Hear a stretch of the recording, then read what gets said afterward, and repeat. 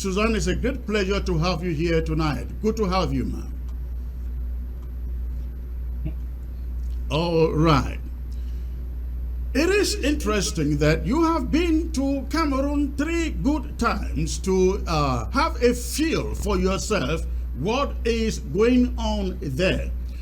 But after traveling there 3 good times, you describe the conflict as the most neglected in the world. What shaped your opinion to think so? Just for the level of conflict that there is, I mean, it's really a civil war. Thousands of people have been killed, over 1 million displaced. It merits a lot more attention than it's getting. Right, and you get the figures right. Over 1 million displaced, and we also have over 100,000 refugees, mostly in Nigeria and then other parts of Africa. And there are some entering the USA right now. We also have about, some people say 30,000 killed. Some statistics give 50,000 over the 7 years. We don't have the accurate figures.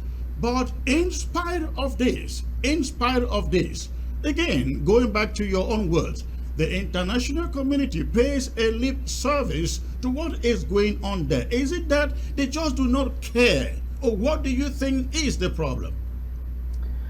That's a great question, Chris, and I've been puzzling over it myself ever since becoming interested in this conflict. And it's hard to say. I mean, some people say that President Biya succeeds in keeping the conflict off the international agenda. Some people say it has to do with the French. I think one reason is that, thinking about this as an American, this conflict doesn't fit into our usual boxes, our usual narratives. So if you look, for example, at the war in Ukraine, well, we have already a narrative about the big bad Russians, from the Cold War. Right. If you look at even the conflict in the far north of Cameroon involving Boko Haram, well, that's the war on terror. We have a category in that in our heads. If you look back at the South African transition of the 90s, well, and the protests, the anti-apartheid protests that happened throughout the world in the 80s, right. Well, that has to do with a fight against racism. We have a box for that. But, former British territory versus former French territory, I mean, people are kind of like, is it language? They don't, I think people don't have an existing category to fit it into. That's a very good point you raised there when you talk about, people say, is it language, is it culture, or what is it? Going down on the ground, being there 3 times, did you see it as a language problem? Oh, I know it's not just a language problem at all. It's an issue about a minority that has been discriminated against. That minority happens to be an English-speaking minority, but it's not strictly about language. Do you think that the international community perceive it that way, especially the diplomatic community back on the ground in Cameroon? I think that they do. The ones who have taken the time, the diplomatic community in Yaoundé, yes, I think they've come to understand the conflict pretty well. It's the larger public that isn't hearing so much about this. I always have to start with, where's Cameroon on the map, and then what is this conflict, and the vast majority of people had never heard of it. Just ordinary people I'm talking about. So tell us, who did you meet while visiting Cameroon? We met with several pretty high-level government officials, as well as several in the diplomatic community, different embassies and foreign missions.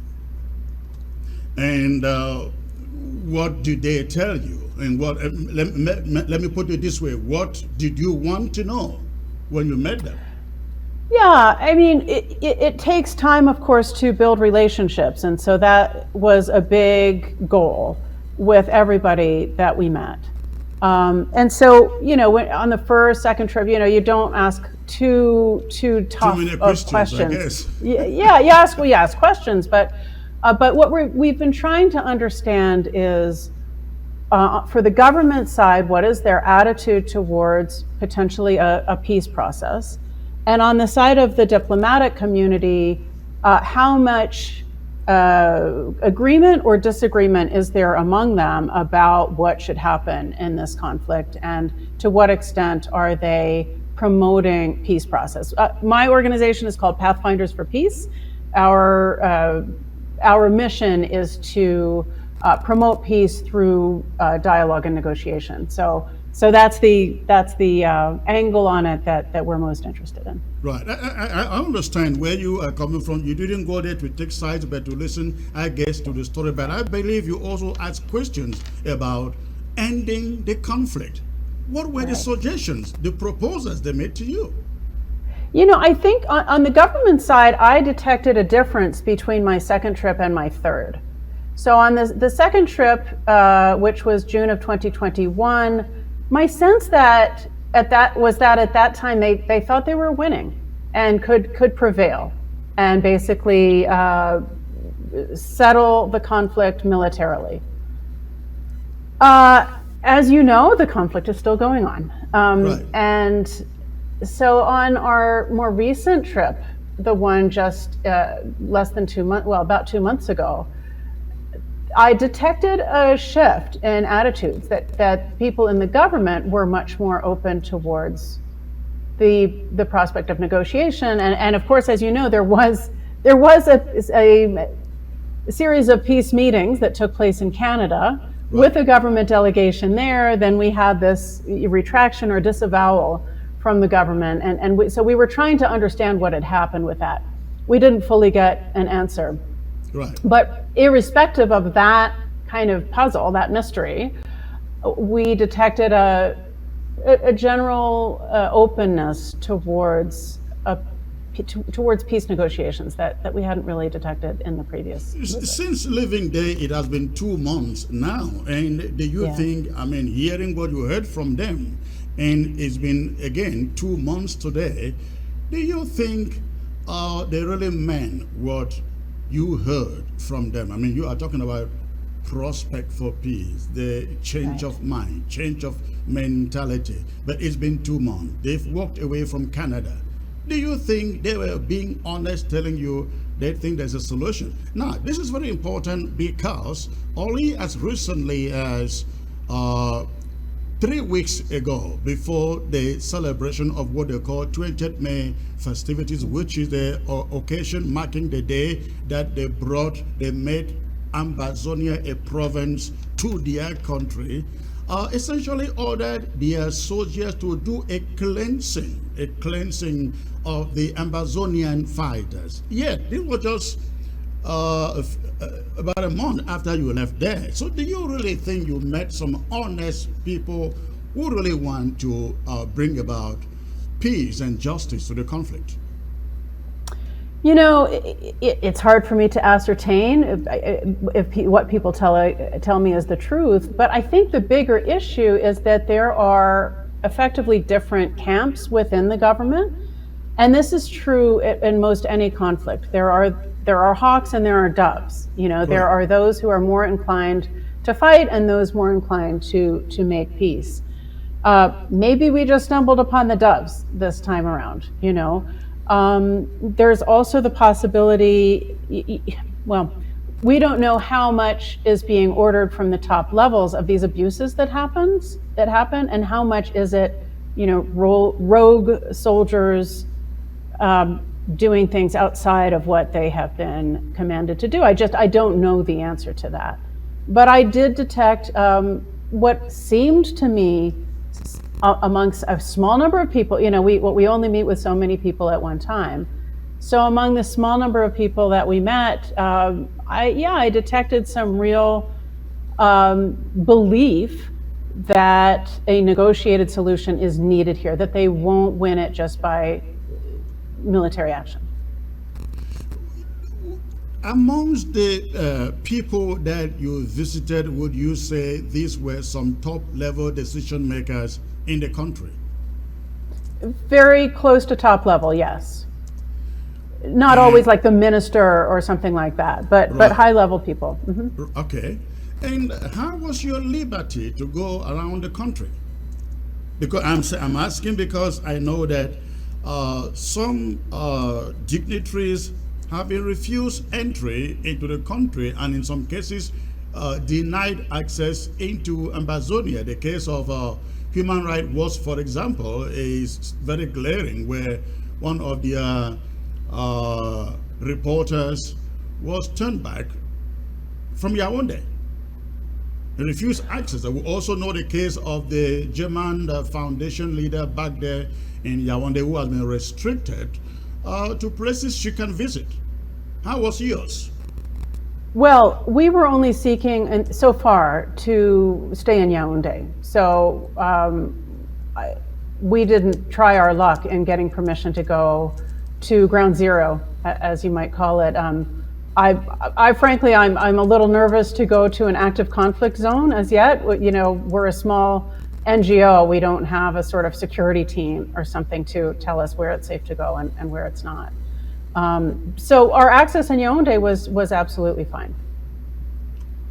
And also, my understanding is that you met people in the diplomatic corridors in Yaoundé.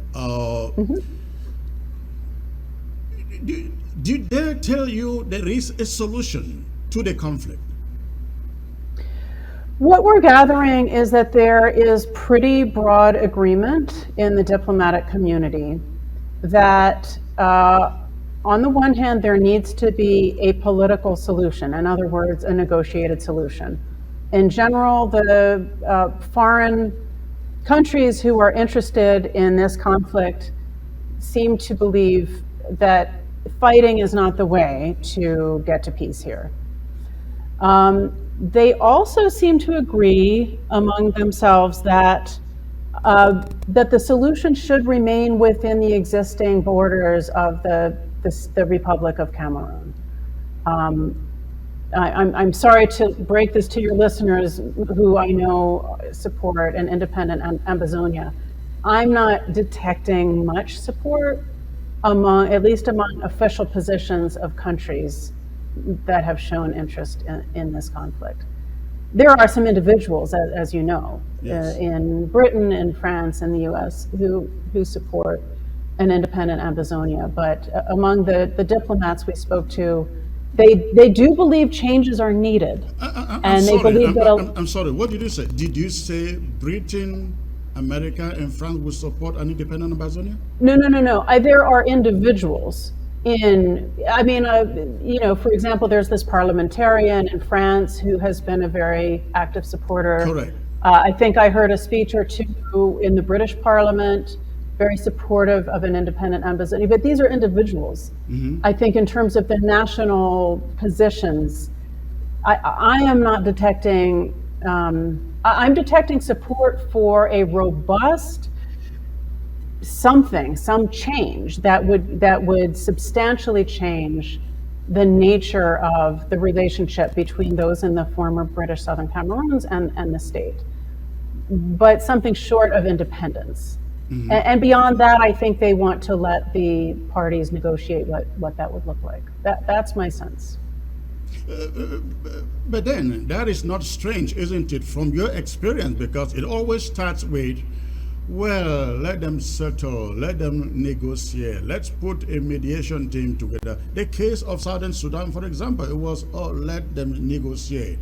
Eritrea, they can negotiate. East Timor, they can negotiate. Kosovo, they can negotiate. Angola, they can, Namibia, they can negotiate, but it ends up in independence. So you think that Ambazonians should start thinking, where there is no way out for independence, just negotiate with Cameroon? At this point, I don't think that any options should be entirely off the table. And it is true, there are some examples of independence that come through negotiations. And there are a lot of other cases where an independence movement agreed to an autonomy arrangement that was something short of independence, such as what's known as the Bangsamoro, the southern Philippines, the Aceh region of Indonesia, You talked about Kosovo. Kosovo is all but independent, but they still are within the borders of a separate sovereign state. So there are a lot of different cases to compare to in the world. Ambazonians have lately been talking about the option of a referendum. In your experience, talking to different parties in conflict zones, and also looking at some of these countries we've mentioned who had to go through these referenda to gain their independence.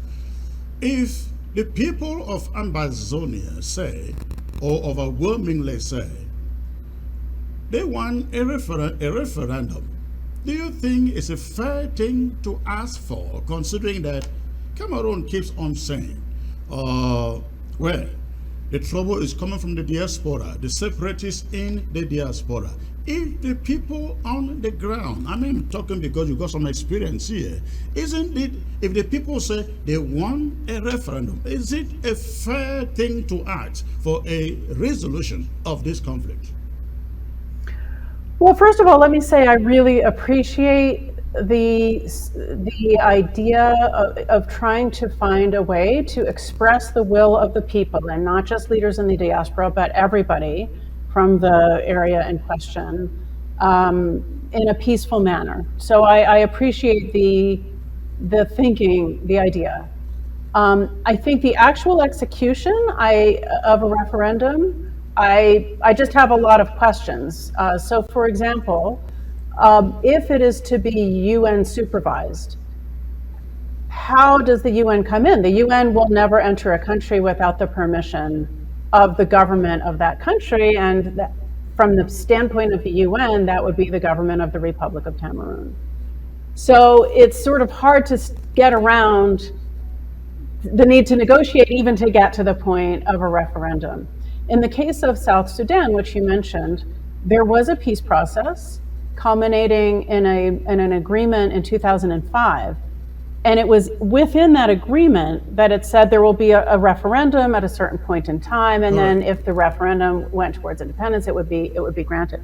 By the way, I once spoke to somebody, an American, who had been involved in the 2005 negotiations, and he said that they came very, very close, this close, to an agreement that would keep all of Sudan together. He felt a little bit wistful that they didn't quite get there. But nevertheless, it was a negotiated agreement to have a referendum as part of this larger peace process. Elsewhere, other referendums like Northern Ireland and Colombia, in both of those cases, a referendum was used to ratify a peace agreement. So the public was asked, do you support this peace agreement or not? In Colombia, initially they didn't, although it was close. So then they modified the peace agreement and went back, actually not to another referendum. But anyway, it's in the context of a peace process that these referendums happen. You are correct, but now we are talking about in the context where Cameroon says, we don't want to negotiate. They walked away from the Swiss process. They have now said they didn't dedicate anybody to work on behalf of them in Canada. So, like in the case of Namibia, Colombia, which you mentioned, can the UN come out and say, okay, we can't just sit here waiting for you to kill everybody to have your way. We demand that the people of the southern Cameroons have the right to declare where they want to belong, what they want to be. Can they come in like in the case of Namibia? So if you had the Security Council vote, the Security Council is the one international body that can sort of force a country to do something. And there, of course, there's the veto. So if France vetoed it or anybody else, Russia, China, you have inaction, which is the sad reality of the Security Council. But in the meantime, I hear your exasperation about the Cameroon government, and that they initially seemed to agree, or reportedly agreed, to the Swiss initiative and then didn't. At that point, I think that they wanted to put their energy into the national dialogue rather than having a foreign actor mediate or facilitate.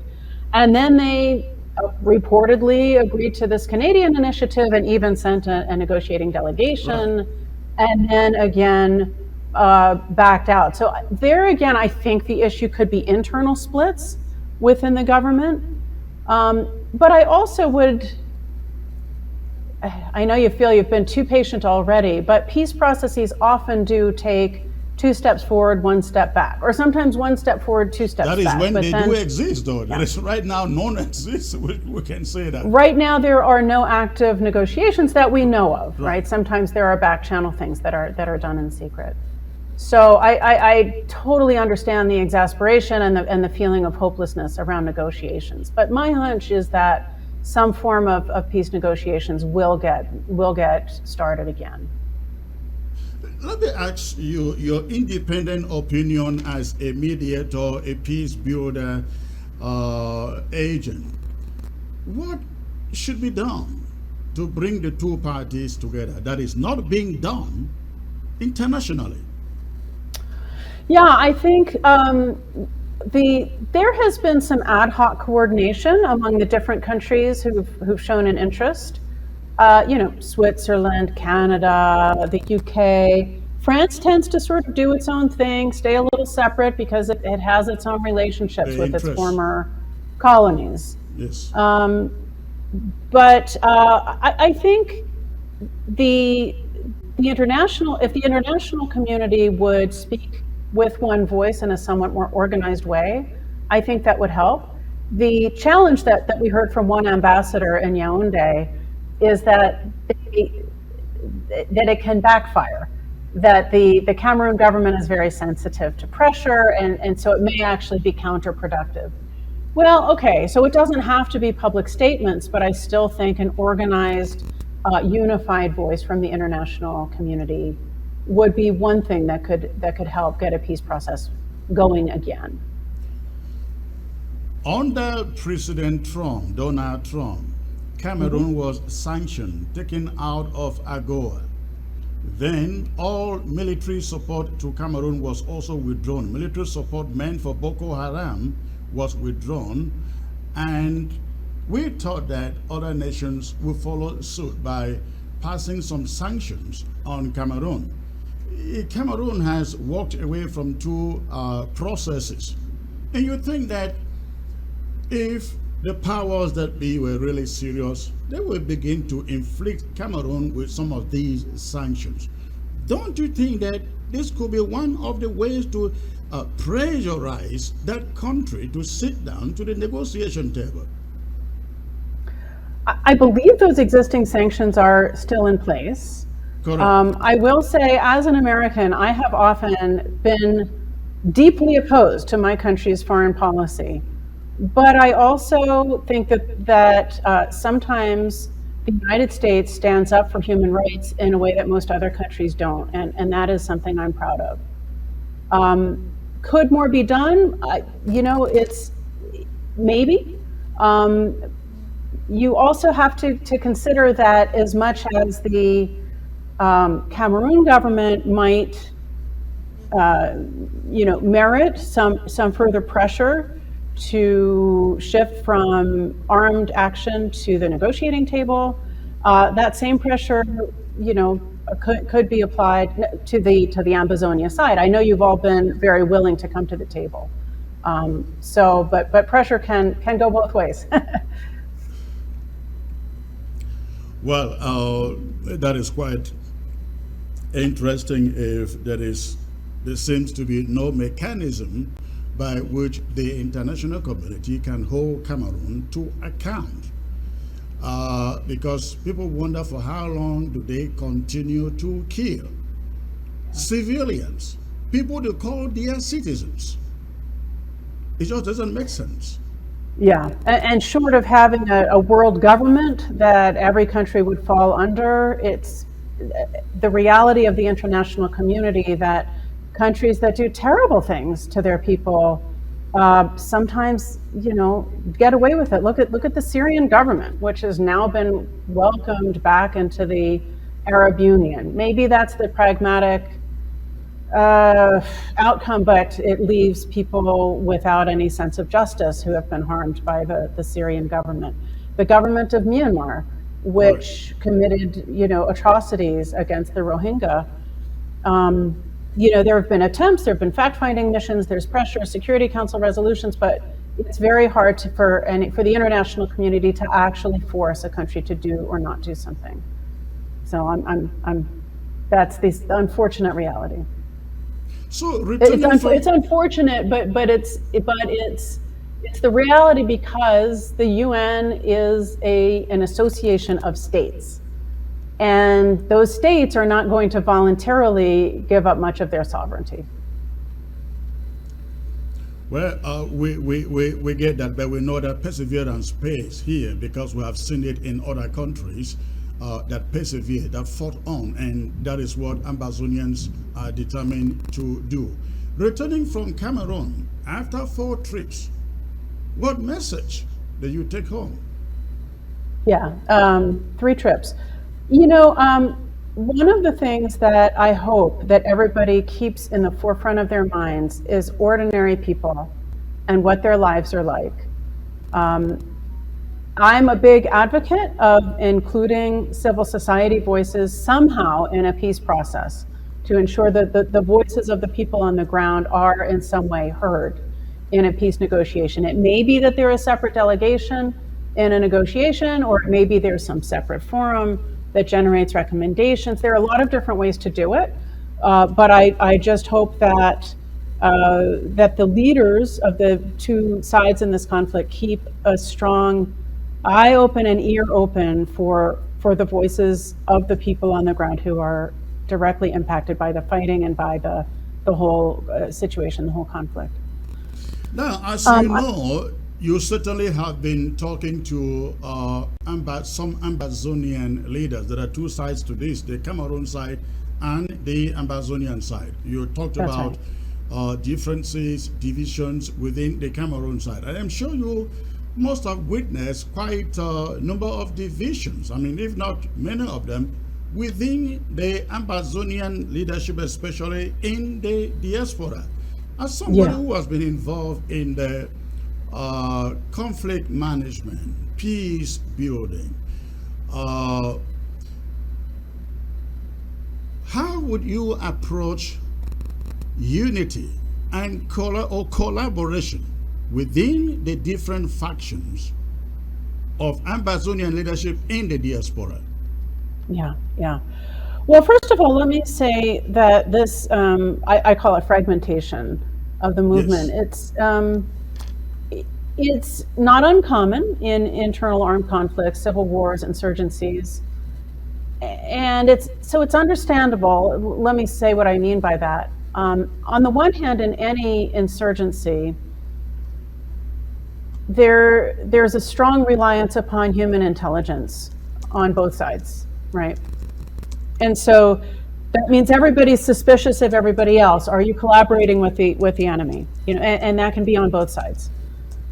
And so there's a lot of distrust, and it's understandable distrust, and because this is how it goes in civil wars or internal armed conflicts or insurgencies. The other thing is, I think, it's been suggested to me. Emma Osang has a wonderful book out, and she talks about this a little bit, that maybe culturally there's something about having to be number one. Like if you don't win the first prize, there's nothing. She was saying she doesn't remember second, third, or fourth place ribbons being passed out when she was a child.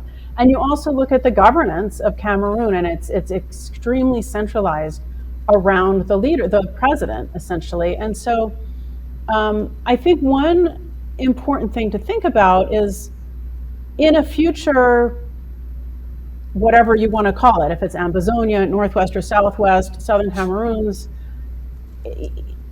there's probably going to be some kind of change. And I hope in whatever that new dispensation is, that there will be a lot of different leadership roles and a lot of ways for people to have influence and be prominent and powerful leaders. And so it's you don't have to be the number one. You can be an important, influential leader in a lot of different ways. So I think that's one thing to remember. That's a form of sort of shifting from a scarcity mentality to more of an abundance mentality. And then also just thinking about the benefits of maybe putting your ego on the shelf for a little while and working together, even if that might involve a little bit of risk or a little bit of loss of personal status. So those are two things that would come to my mind. Now, if Ambazonian diaspora leaders were to sit down with you, what would be your approach in saying, this is how you work together? This is where you collaborate. I mean, we're just trying to figure out something that maybe can be of help to the leaders coming together. Because in this struggle, in this war, there are very many different areas in which we would like to see collaboration in. For example, communication, foreign policy or diplomacy, the fighting force on the ground, finances, and so on. What would be the kind of directive that you would want to see or give if you were opportune to sit down, say, with the leadership in the diaspora? I think the first thing I would do is talk to each of those leaders individually and understand, do they have some sort of grievances against the other leaders? Was there a reason they split off, and could I help them talk through that? And maybe if not agreeing on some rejoining of one organization or whatever, one interim government, at least to work in coordination with one another, maybe work to form a joint negotiating team, which I think some of that has happened actually. My understanding is there was quite a cohesive negotiating team in Canada. Yeah, go on. Oh, I may be wrong. I hear bits and pieces correct. from different people. Yeah. Okay. That's the first thing I would do is, are there specific complaints, grievances against different individuals that maybe we could talk through and try to resolve? But more broadly, I would look at, what is it that you're all trying to achieve? And how could you work together? What would be the benefits of that? And talking through, what are the downsides? What's keeping you from working together? What agreements might you reach that would help you protect whatever it is you're trying to protect? You know, if you're concerned about somebody passing on information to the government or something like that, you know, I don't know what the concerns are exactly. Is there some way that you could reach agreements, give each other assurances, so that you can put those obstacles aside and then work together? So a lot of it is just talking, dialogue, relationship building or relationship rebuilding, building trust, building a common vision, and seeing how you could coexist and cooperate in achieving that vision. Talking about the Canadian process, the pre-talks that took place, some groups said they were not going to take part in it, and they stayed away from it. Then there were some that went there, and they actually got Canada to formally take on a process. Now they come back, not a single statement, either from Canada or from the participants. Many of the participants did not even know who was seated there from the Cameroon side. And they will go out and not make a single statement as of date as we speak. Is this the way pre-talks generally would go? That participants will come out and remain mute, and the generality of the public will remain ignorant of what they discuss and agree? You know, this is a great question, Chris, because it is such a difficult issue in negotiations. And first of all, of course, there were the formal statements, the press releases that the Global Affairs Canada made, and then the Ambazonia negotiating team made. So there was that. Let me make a correction there. The Cameroon side did not make a statement. Right. Well, Canada, except to yeah, say that we didn't authorize the right. They rather said foreign they facilitators, right? didn't authorize, and they were reacting Right. to the Canadian statement. Right. And the Ambazonian side did not also issue out a statement. They only issued out a statement to kind of rebut what Canada had put out, the language of the text that Canada put out. They did not put out a statement that streamlined what they discussed and what they agreed in the way forward from Canada. Nothing like that exists. Uh, Yeah. the problem there is the kind of secrecy that the whole thing kind of assume. Now, those who go to Canada come back and they say, all right, we are preparing to go back to Canada for the renegotiations. In others who did not go are saying, all right, we did not go with you, but we support what you arrive at over there. But let's sit down as a team and figure out the way forward, the agenda going forward, how we face Cameroon in a proper negotiation. Is it a wrong thing to ask? Yeah, it sounds like you're frustrated at the lack of openness about Correct. what happened there. Yeah. So in a peace negotiation, as I said, it's a very, very tricky issue because on the one hand, secrecy can be very, very helpful in enabling negotiations even to start and to make any progress. Because when there's an audience, when there's more transparency, what happens is that people tend to make speeches to appeal to their constituents rather than genuinely engaging in dialogue. You need to be able, in a difficult negotiation, especially on an armed conflict, right? It's going to be really difficult decisions that somebody's going to have to make if there's going to be peace, right? It's very, very difficult to start playing with ideas if you are worried about being quoted in the media and social media and so forth. And so secrecy can be really, really helpful. However, it can be also taken too far. And one great example of this, and there's a book about it that I think I mentioned in my Harvard talk, written by one of my mentors, Anthony Juaniz St. John, about the Middle East peace process and how heavily, this is Palestine, Israel, how heavily it has relied or did rely over the years on secret talks, including in Oslo in 1993, which created this amazing breakthrough. It still wasn't a comprehensive agreement. It was a partial agreement, but still a massive breakthrough. But because of the secrecy, I mean, the secrecy on the one hand enabled that breakthrough, but on the other hand, the secrecy prevented the negotiators from building support for the painful concessions that needed to be made.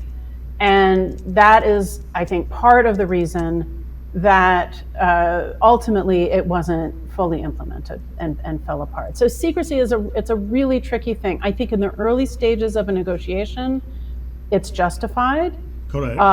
But also, I've also argued for inclusivity of negotiations, inclusivity including of civil society groups, as I mentioned before, but also inclusivity of all the major armed groups as well. All right. Secrecy has to do with policy. But the people you are negotiating for, don't they deserve to know what you are discussing with the enemy, what you are agreeing with the enemy? Well, I think the more often that negotiators go back to the people they represent and saying, here's what's on the table, here's what we're talking about, here's some ideas that have been put forward. Exactly, that's what I'm talking about.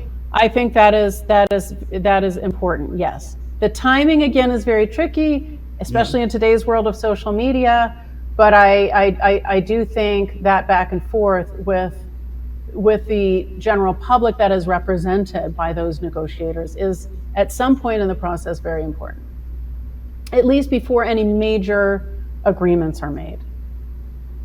If you were an Ambazonian, what would you be doing to make sure that this conflict is brought to an end expeditiously? That is essentially, how do you bring Cameroon to the table? Yeah. So one thing I wanted to bring up, which is really about getting international sympathy for what the people of the former British Southern Cameroons have experienced. There is an argument that's a legal historical argument that the joining of the Southern Cameroons to the Republic of Cameroon was not legitimate. It wasn't properly, Right. formulated. It Done. wasn't legitimately done. And there are also counter arguments to that, by the way, that I've also heard. I would like to hear that counter argument. What is it? Yeah, I can't cite the specifics. The argument that the elites of the Southern Cameroons were in favor of it at the time. I'm not a I don't know. No, I you are can't right. You are tell absolutely the right. historical. You are correct. We know the elites were in favor of it through manipulation. But go on. Go on. Could be. I don't know enough about the history myself to take a stance on that.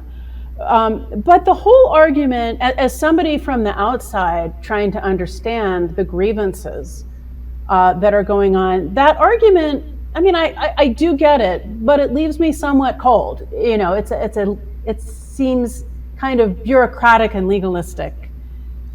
When I hear, and I don't that often unless I ask, what are your personal experiences of this conflict or of growing up as an English-speaking Cameroonian and so forth? Those are the things that really move me. And in fact, I kept this one story from the BBC, this one article. It's called Cameroon's Anglophone Crisis, Fueled by Student Rejects and Poor Spelling. Well, that's a humorous title, but it refers to the poor translation from French to English of exams and things.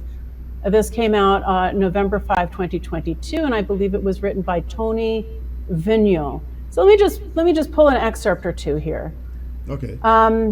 He's talking about his cousin who applied to medical school. Vigneault is apparently an English-speaking Ambazonian / Cameroonian from the Northwest or South, from the Northwest, I believe.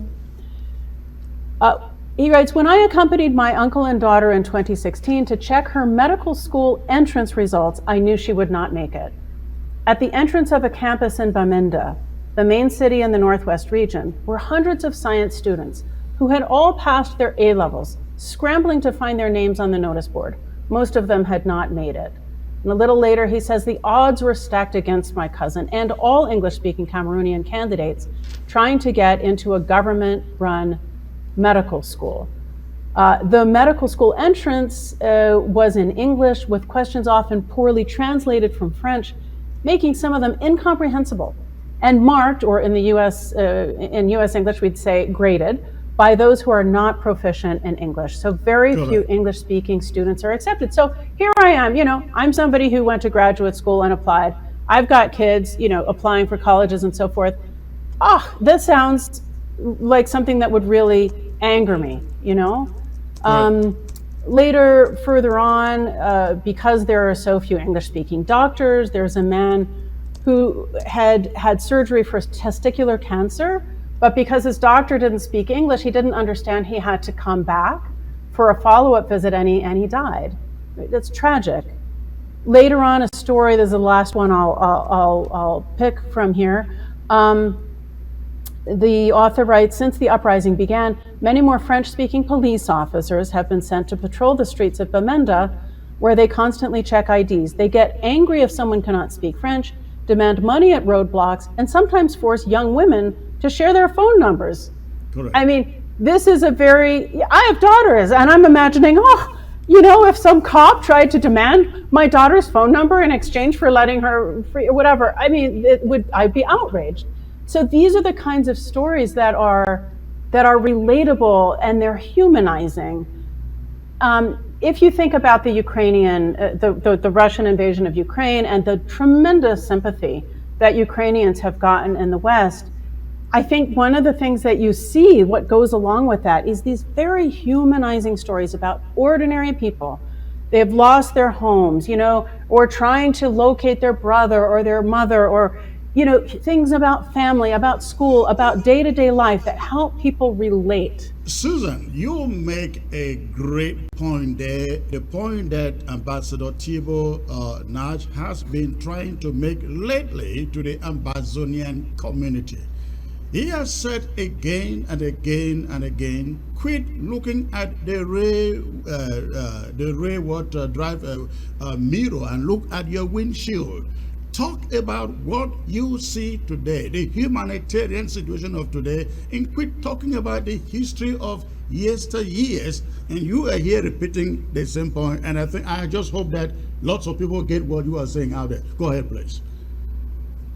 Well, I think you understand my point perfectly, Correct. and so I won't belabor it. But real people's real stories are moving, and they're humanizing, and they're relatable to somebody who might live thousands of miles away.